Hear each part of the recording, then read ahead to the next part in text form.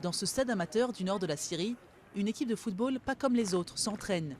Civils ou anciens combattants rebelles, ces joueurs ont tous un point commun. La guerre qui ravage leur pays depuis 2011, faisant plus de 340 000 morts, leur a coûté une jambe ou un bras. Les entraînements ont lieu dans la région d'Idleb, la dernière province dans le nord-ouest qui échappe encore au contrôle du régime de Bachar el-Assad. Il y a beaucoup de choses difficiles, comme courir par exemple, ou quand parfois tu vois la balle devant toi et que tu n'arrives pas à la suivre. Et parfois le ballon passe devant moi et j'ai l'intention de tirer avec la jambe gauche, et puis je réalise qu'elle est amputée. L'équipe s'entraîne 3 fois par semaine jusqu'à 2 heures par séance, une initiative lancée par un centre de physiothérapie qui a réuni 19 patients amputés.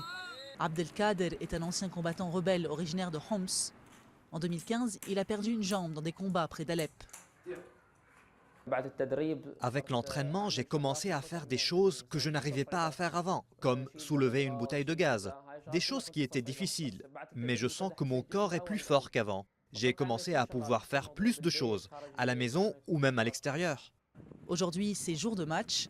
L'association caritative Shafak a organisé une compétition sportive amicale. Le centre de soins a eu l'idée de les entraîner psychologiquement et moralement. Nous sommes arrivés à un bon niveau. La prochaine étape est de les emmener à la salle de sport. On s'entraînera au tennis de table et enfin on ira à la piscine. Le centre de physiothérapie a déjà soigné quelques 900 personnes, souffrant notamment d'amputations ou de fractures.